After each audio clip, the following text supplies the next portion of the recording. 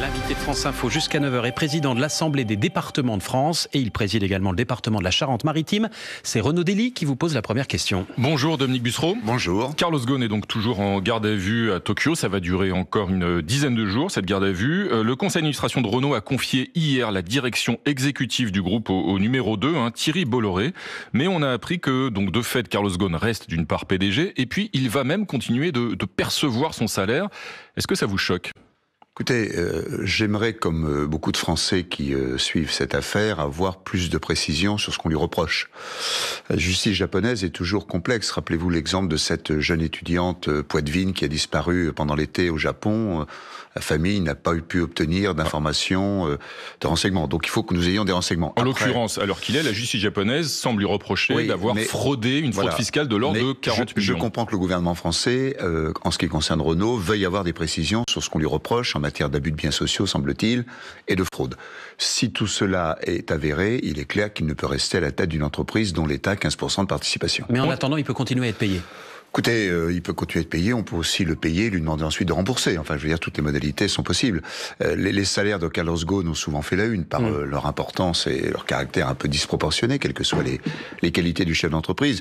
En tout cas, s'il est avéré qu'il est coupable, cet homme qui paraissait un modèle de grand gestionnaire, etc., ce sera un signal assez pitoyable en termes d'éthique. Et le patronat français, le MEDEF, qui s'est toujours attaché ces dernières années à défendre une forme d'éthique, devra certainement faire entendre sa voix. Une forme de volontarisme, c'est en disant c'est aux patrons eux-mêmes de faire le ménage dans leur salaire. Oui, enfin, on touche aux limites du système, là ? Oui, on touche les limites du système, c'est très clair. On touche les limites du système.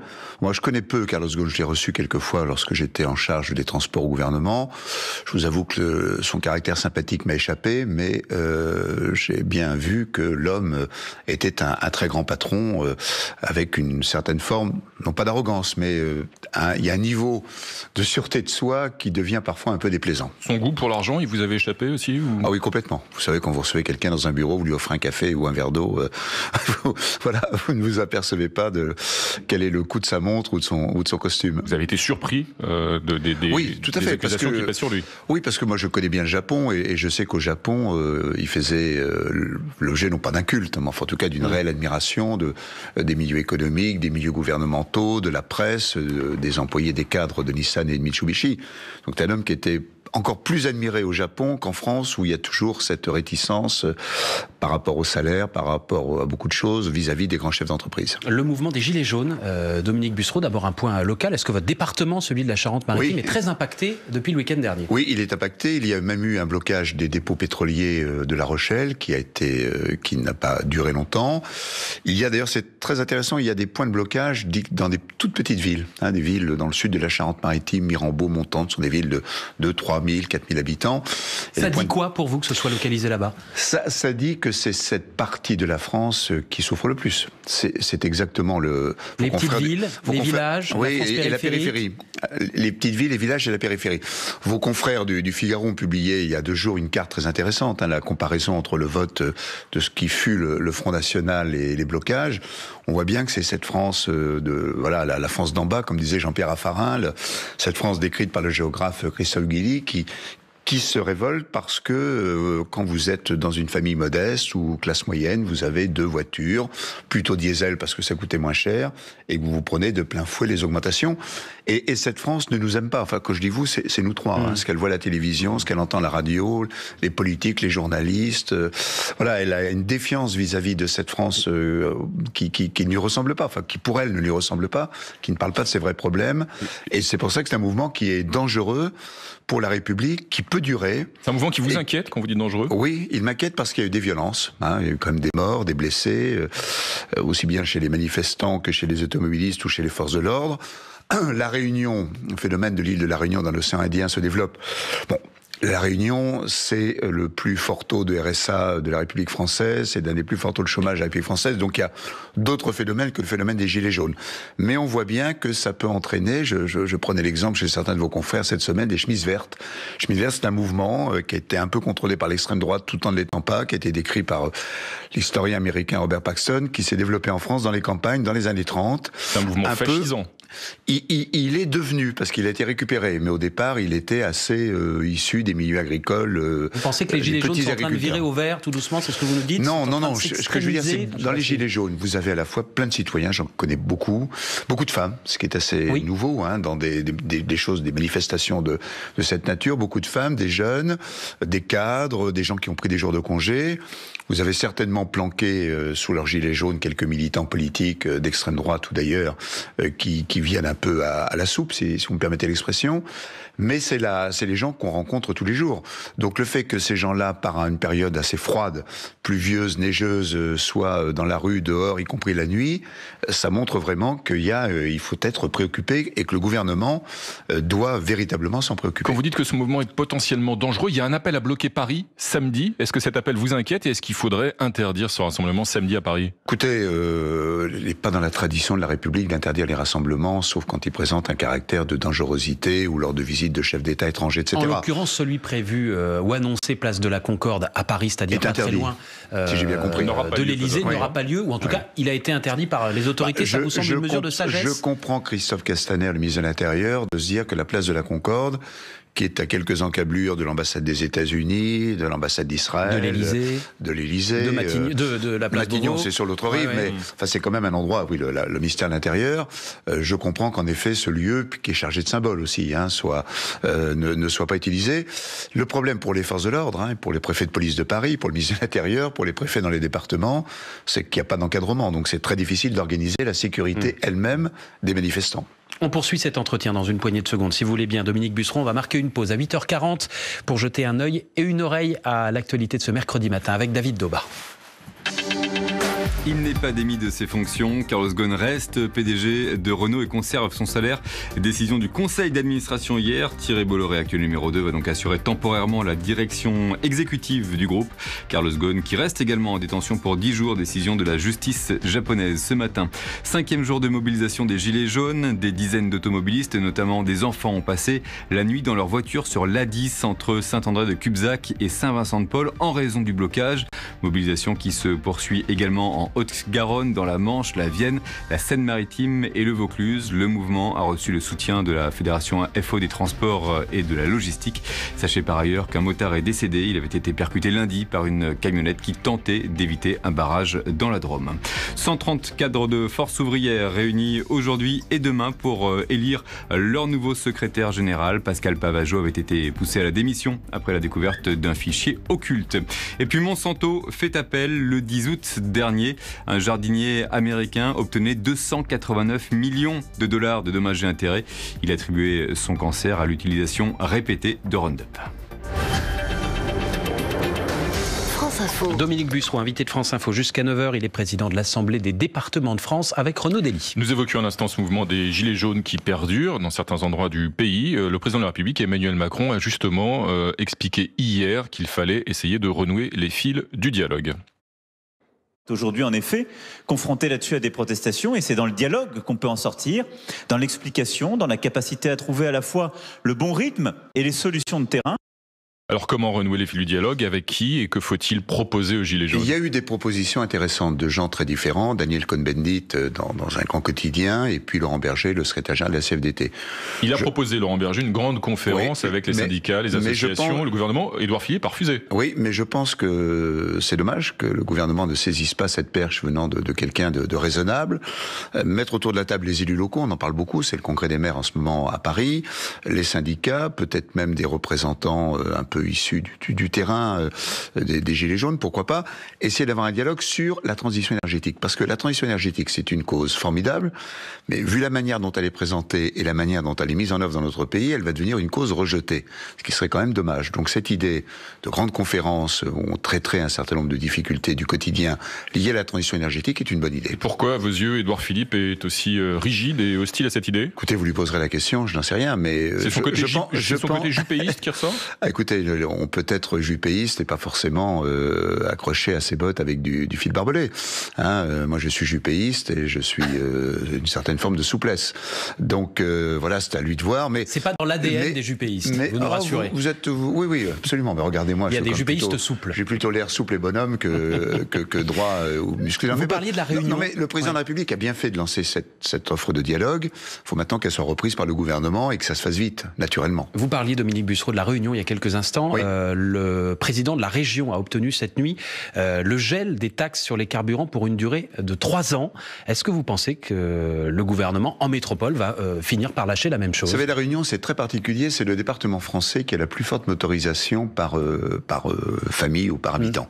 Bien que le réseau routier ne soit pas énorme puisque c'est une île montagneuse. Mais je crois qu'il faudrait faire cela. C'est-à-dire qu'à partir du moment on se dit, tant que le brut continue d'augmenter, on attend pour augmenter la taxe sur les carburants. Et quand le brut reprendra des cours normaux, mais ça dépendra beaucoup de la situation internationale, en particulier diplomatique et militaire, on reprend Ce que vous dites, c'est on gèle les taxes tant que le brut augmente et on les augmentera à nouveau. En même temps, pardonnez-moi cette expression un peu trop usitée par les temps actuels, il faut aller chercher autre chose que les automobilistes.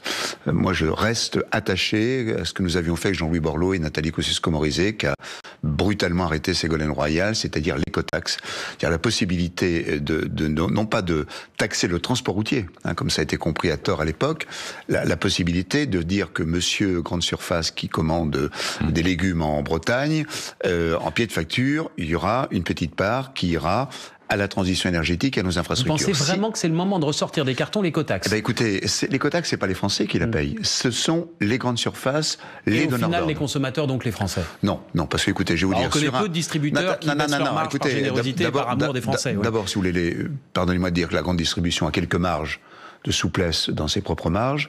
Et deuxièmement, à l'époque, avec Jean-Louis Borloo, nous avions estimé sur un kilo de chou-fleur venant de Saint-Paul-de-Léon en Bretagne, c'était 2 ou 3 centimes d'euros. C'est mieux que le racket à la pompe en ce moment avec l'augmentation trop forte du carburant. Dominique Bussereau, vous avez évoqué Ségolène Royal, qui est effectivement la ministre qui a enterré l'écotaxe, mais qui a créé la loi sur la transition énergétique. Elle se réjouit, Ségolène Royal, d'avoir enterré cette mesure qu'elle jugeait absurde. Je vous propose de l'écouter. Donc quand même cette décision qui consiste à privatiser le prélèvement d'un impôt au profit d'entreprises italiennes qui sous-traitent en plus à une entreprise polonaise la responsabilité de faire les factures, plus la menace de blocage du pays, parce que les bonnets rouges en Bretagne, à juste titre, ont dénoncé l'absurdité qui consistait à faire payer une écotaxe à des camions à route régionale uniquement. C'était une usine à gaz, l'écotaxe. Vous venez d'entendre un chapelet de mensonges. D'abord, la gestion de cet organisme était faite certes par la SNCF, par des entreprises italiennes, etc. Mais il y avait la SNCF, des entreprises françaises, etc. Donc là, c'est un véritable... Une entreprise italienne que le gouvernement français a dû dédommager de façon pas une entreprise italienne. Vous aviez dedans des tas d'entreprises françaises de gestion autoroutière. Vous aviez la SNCF, etc. Donc ça, c'est un premier mensonge. Le second mensonge, c'est que lorsqu'elle était députée de l'opposition jusqu'à l'élection du président Hollande, Madame Royal pressait le gouvernement Fillon de mettre en place au plus vite l'écotaxe. Donc cette démagogie et ces mensonges, c'est justement ce qu'à juste titre les Gilets jaunes dénoncent dans le comportement des politiques actuellement sur les barrages. C'est pas votre tasse de thé, Ségolène Royal, hein? J'aime pas le mensonge. J'aime pas le culot, j'aime pas le mensonge. Ça fait longtemps que vous aimez pas l'un et l'autre parle politiquement. Oui, bien sûr, quand vous l'entendez dire je réfléchis aujourd'hui à un éventuel retour, pourquoi pas la présidentielle. Écoutez, ça serait la meilleure chose pour les autres forces politiques françaises. Ah bon?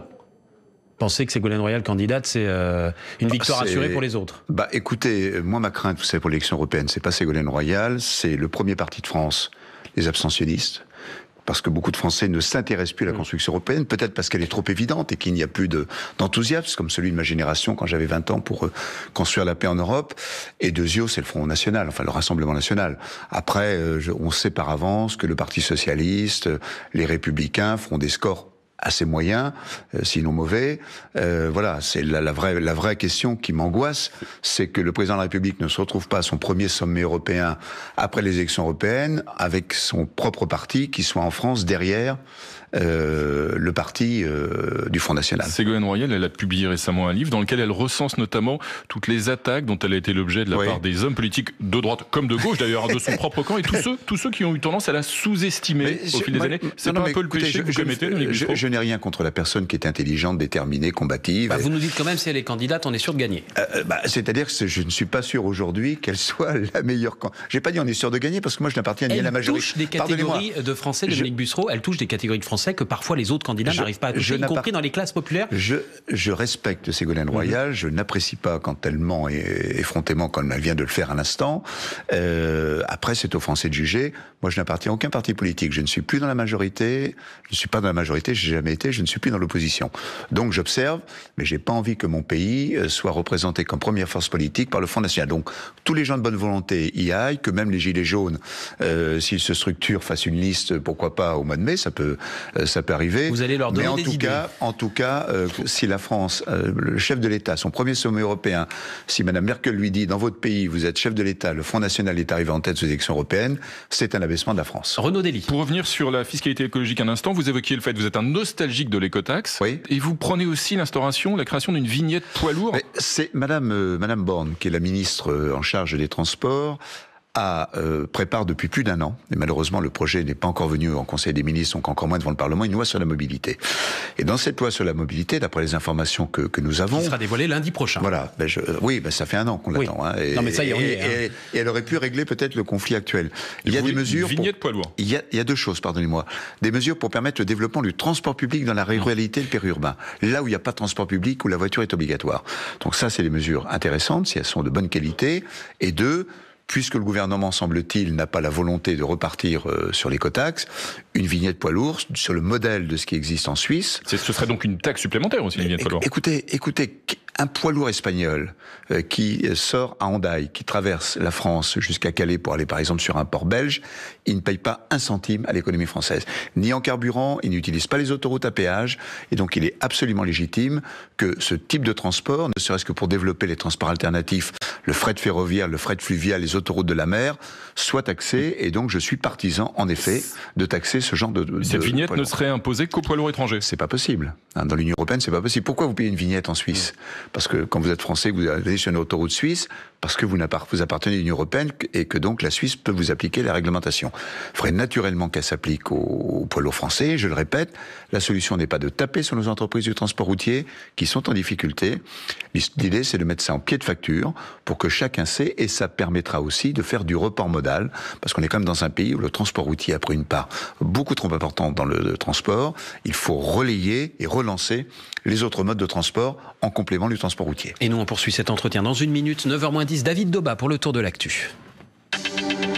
Des voitures incendiées, des magasins vandalisés, 9 policiers blessés, nouvelle nuit de violence à La Réunion sur fond de mobilisation des Gilets jaunes et de lutte contre la vie chère. Didier Robert, c'est le président du conseil régional, annonce avoir obtenu de l'État le gel de la taxe spéciale sur la consommation de carburant. Elle est en vigueur sur l'île et elle devait augmenter les 3 prochaines années. Le conseil d'administration de Renault confie à titre provisoire la direction exécutive du groupe à Thierry Bolloré. Il disposera des mêmes pouvoirs que Carlos Ghosn qui voit sa garde à vue prolongée de 10 jours au Japon et qui reste PDG, en tout cas pour le moment. Donald Trump n'entend pas annuler les contrats d'armement conclus avec l'Arabie Saoudite. Pourtant, le président américain reconnaît que le prince héritier pourrait avoir été mis au courant du projet d'assassinat de Jamel Khashoggi. Et puis, dernier match de l'année pour les Bleus au Stade de France. Les champions du monde s'imposent 1-0 sur l'Uruguay, mais on retiendra surtout la blessure à l'épaule de Kylian Mbappé au même moment, ou presque en tout cas en Angleterre. C'est Neymar, touché aux adducteurs, qui était contraint de quitter la sélection nationale après seulement 8 minutes de jeu. Inquiétude donc pour les fans du PSG, à 8 jours maintenant d'un match décisif en Ligue des Champions contre Liverpool. Toujours avec Dominique Bussereau, le président de l'Assemblée des départements de France. Emmanuel Macron va snober le congrès des maires de France qui débute à Paris en ce moment. Est-ce qu'il a tort ? Est-ce que c'est une erreur, une faute politique ? L'an dernier, dans une circonstance qui n'était pas facile pour lui, devant le congrès des maires, j'ai été là pour l'écouter comme beaucoup d'élus locaux, il avait dit qu'il viendrait tous les ans. Donc je pense qu'il aurait été mieux qu'il vienne cette année. Alors il a trouvé une astuce sympathique. Il ne vient pas, mais il convie des maires à l'Élysée ce soir. Il convie les maires à l'Élysée. Certains d'ailleurs ne viennent pas parce qu'ils trouvent ça choquant, etc. Voilà, c'est dommage parce que contrairement à ce que pensent peut-être certains de ses conseillers ou de ses ministres, il n'aurait pas été sifflé. Enfin, les maires de France sont... Il avait peur d'être sifflé. Non, écoutez, l'année dernière, François Baroin a fait un discours à la Baroin, très habile, à la fois ferme et malin. Le président est passé derrière et ça s'est très bien passé. L'an dernier, c'était encore l'état de grâce, il venait d'être élu. Oui, mais enfin, vous savez, il y avait déjà tous sifflés chez les maires, non? Vous savez, il y avait déjà l'histoire de la taxe d'habitation qui passe mal auprès des maires, parce que finalement les Français n'avaient pas demandé la suppression de cette taxe et on sait pas l'État ne sait pas comment la payer d'ailleurs, payer sa suppression. Voilà, l'an dernier c'était déjà un peu compliqué, ça s'était bien passé, ça serait bien passé cette année. Bon, le président a choisi autre chose, c'est son choix, c'est sa responsabilité. Est-ce que les élus locaux, notamment les départements de France que vous présidez, sont pas parfois un petit peu schizophrènes dans leur attitude à l'endroit de l'État? Lors du congrès d'ailleurs de l'association des départements de France en fin de semaine dernière à Rennes, vous avez expliqué qu'il y avait une recentralisation, qu'on vous privait d'un certain nombre de dotations et que les propositions de l'État étaient insuffisantes. Et pour autant, en règle générale, vous demandez à l'État de faire des économies, de réduire les dépenses publiques. On a l'impression que les élus locaux sont jamais contents. Ça c'est une remarque qu'on entend souvent, et vous avez raison de poser cette question. Je vais donner un seul exemple, le RSA. Le RSA, ça coûte chaque année 19 milliards à la collectivité républicaine française. Et nous les versons au nom de l'État. Sauf que l'État ne nous paye que la moitié. C'est comme si vous étiez propriétaire d'un appartement et que votre locataire, malgré le bail, ne décide de vous verser que la moitié du loyer dont vous avez convenu. C'est pour ça que nous râlons. Et en plus, mais l'État cherche effectivement à réduire ses dépenses. Oui, enfin, écoutez, quand il s'agit de la solidarité nationale, je suis désolé, c'est le rôle de l'État. C'est pas le contribuable départemental qui doit payer le RSA, que nous fassions les politiques d'insertion.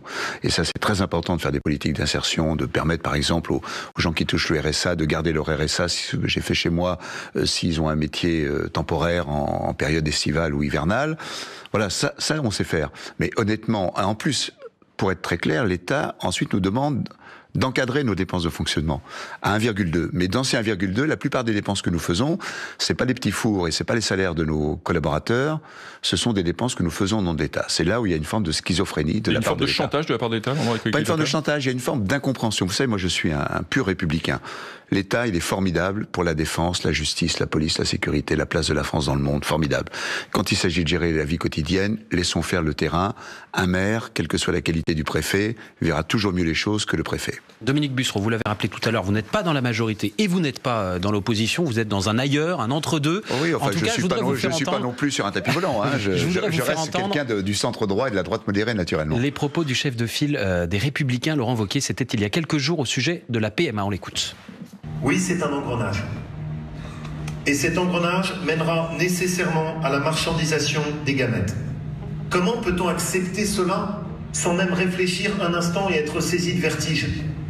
Les mêmes qui sont si promptes à brandir des cartons rouges dès que vous haussez un peu le ton pour vous qualifier d'extrémiste ou de fasciste, pensent-ils donc un tout petit peu à ce que représente cette société? Tout ceci a un nom, c'est l'eugénisme.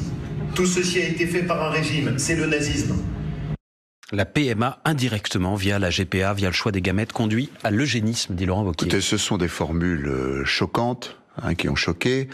Elles sont prononcées devant Sens Commun, qui est une partie ultra-conservatrice du Parti des Républicains. C'est l'émanation de la Manif pour tous. Oui, c'est d'ailleurs le poids croissant de Sens Commun au sein de cette famille politique qui m'a fait la quitter, à mon grand regret, parce qu'une famille politique que j'ai contribué à créer avec Alain Juppé et Jean-Pierre Raffarin en 2002, après la réélection du président Chirac.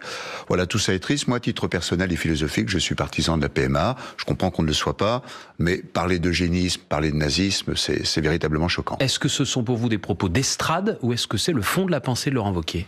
Vous lui poserez la question. J'espère que ce n'est pas le fond de sa pensée. C'est quelqu'un qui vient au départ de la famille modérée. Jacques Barrot était son modèle en politique. Il lui a succédé dans le département de la Haute-Loire comme député, puis aujourd'hui président de région. Voilà. Après, faut jamais tenir des propos de circonstance en politique. Et le propos de circonstance conduit à l'erreur. Et là, c'est plus qu'une erreur, c'est une faute. Où conduit-il les Républicains aujourd'hui, Laurent Wauquiez ? Malheureusement, à pas grand-chose. Enfin, je veux dire, les prévisions de vote aux élections européennes sont faibles, sont de l'ordre de moins de 15%. 5%. Ce parti, comme le Parti socialiste d'ailleurs, a perdu un grand nombre de ses adhérents. Vous savez, on parlait des Gilets jaunes tout à l'heure. Le problème en France, c'est la faiblesse des corps intermédiaires, des syndicats qui ont beaucoup moins d'adhérents que dans les autres grands pays européens, et des partis politiques qui sont devenus très faibles, et un parti majoritaire, pardonnez-moi, vous parlez des nuages, qui lui aussi est un peu ectoplasmique dans son organisation, et ça, c'est pas bon pour la démocratie. Est-ce que la logique, Dominique Bussereau, la logique de la ligne Wauquiez, à terme, au-delà des européennes, c'est pas un rapprochement, voire une alliance entre la droite Wauquiez et le Rassemblement national? Ceux qui feraient ça commettraient une immense erreur, et moi j'y suis très opposé. Je suis fondamentalement opposé aux thèses du Front National ou du Rassemblement National aujourd'hui. Je pense, et puis c'est mal connaître le Rassemblement National. Vous savez, moi quand j'étais ministre des Transports, j'étais frappé parfois dans certains dépôts de la SNCF de voir des gens avec le double badge CGT, Front National sur leur tenue de travail. Aller rassembler la droite traditionnelle et cette partie de l'extrême droite me paraît mission impossible. Je peux vous poser une question personnelle pour terminer, Dominique Bussereau. Je vous écoute depuis 20 minutes, je me demande, est-ce que vous savez pour qui vous allez voter aux européennes dans 6 mois? Écoutez, je voterai pour la liste la plus européenne. Est-ce que ce sera celle de... Vous ne savez pas encore? Non, parce que là, on connaît pas les choses. Moi, j'ai rencontré à plusieurs reprises le président de la République qui m'a dit, mais je peux en parler parce qu'il a dit à des tas de gens, c'est paru partout, qu'il souhaitait une grande liste qui aille de la droite modérée à la gauche modérée en passant par le Modem et En Marche. De Juppé à Cohn-Bendit, c'est l'expression... oui, voilà. bon... C'est votre souhait aussi. Mais pour l'instant, Juppé, il n'y est pas, et Cohn-Bendit, il n'y est pas non plus. Ça peut se faire, mais pour l'instant, il n'y a aucun signe là-dessus. Et puis il y a aussi l'UDI, qui est une grande formation centriste, qui prépare sa liste. Moi, je voterai pour la liste la plus européenne et celle qui fait progresser la France en Europe. Merci Dominique Bussereau, invité de France Info. Dans 2 minutes, il sera 9h.